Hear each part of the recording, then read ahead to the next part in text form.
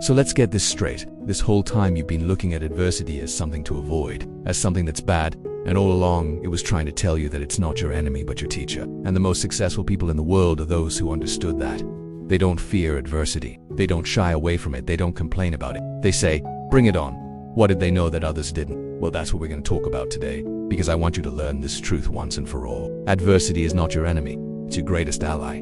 It will make you or break you, but if you allow it to make you, it will turn into gold. So listen up. One of my favorite quotes comes from Marcus Aurelius. He says, "The impediment to action advances action. What stands in the way becomes the way." Now, he's not saying that an obstacle doesn't stand in the way, of course it does. But he's saying that obstacle can become the very thing that propels you forward. Why? Because every obstacle has two sides to it. There's the side that keeps you where you are, and there's the side that catapults you forward. All depends on how you look at it. You see, everything that happens to you can either be a blessing or a curse. It all depends on your interpretation of events, right? This is why the obstacle isn't the problem. The obstacle becomes the problem when you resist it, when you fight it, when you try to push it away. But the moment you accept it, the moment you surrender to it, the moment you have faith in it, the obstacle becomes the very thing that makes you great. Now, it's easy to think about this in theory, but actually applying it to your life is quite another. So let's take a look at some examples. In the early 2000s, there were these identical twins.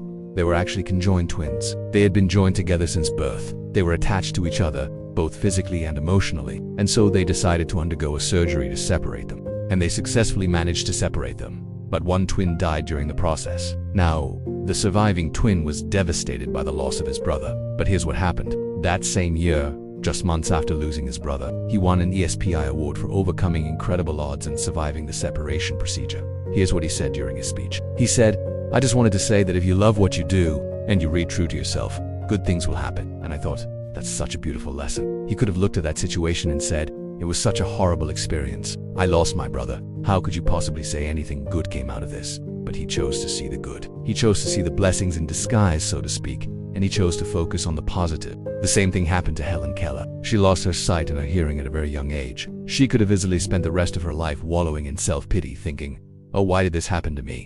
I was born normal, and now I'm not." But she chose to do the opposite. She chose to see the silver lining in that dark cloud, and she went on to become one of the most accomplished authors, lecturers, and activists of all time. Now, obviously, this concept isn't just limited to physical pain or mental anguish. It applies to everything that life throws at us. Let's say you were really excited about a new opportunity that came your way. You thought, this is it. This is the big break that I've been waiting for. And then something happens and it falls through. Now you have two choices. You can either look at that and say, "Oh, why did this happen? It was supposed to work out, and then I was supposed to be successful. Instead, I'm back to square one." Or you can choose to see the blessing in that disguise and say, "You know what? Maybe this wasn't the right opportunity for me, but it led me to this other opportunity, which is actually a better fit for me." See, there's a common misconception that successful people never fail. Successful people fail more than anyone else, except they choose to look at their failures differently. They don't see failures, they see feedback. They see lessons. They ask themselves, what did I learn from this? How can I apply that to my future endeavors? When you adopt this kind of mindset, you stop wasting energy resisting reality. You stop fighting against the flow of life and instead you ride the waves. You surrender to whatever is happening, knowing that it's all part of the journey, it's all part of the process, and it's all happening for a reason. Now, this doesn't mean that you should just sit around and do nothing. Just because you believe in the concept of letting go and allowing life to unfold doesn't mean you become passive. In fact, it's quite the opposite. It means you become proactive.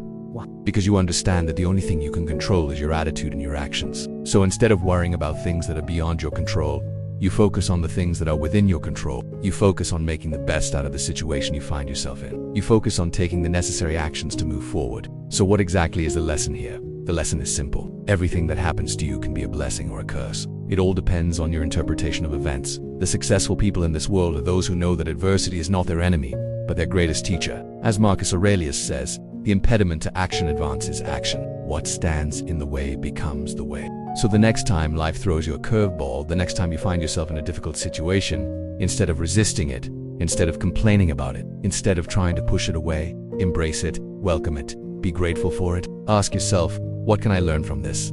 How can I use this to my advantage? How can I turn this into a blessing? Because that's the only way to truly succeed in life. That's the only way to truly be happy. Not by avoiding adversity, but by embracing it. Not by fearing challenges, but by welcoming them. Not by running away from our problems, but by facing them head on. Now, if you want to dive deeper into this topic, check out this video on the power of choosing happiness. It's one of my most popular videos, and for good reason. It is packed with valuable insights that will help you cultivate a positive mindset no matter what challenges you face.